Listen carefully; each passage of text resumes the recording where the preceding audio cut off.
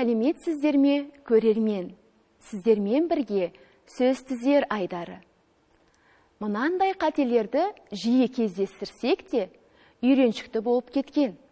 Мысалы, журналисті, контексті, повесті, съезге. Алайда, бұл сөздердің дұрыс жазылуы бойынша да бекітілген орфографиялық ереже бар.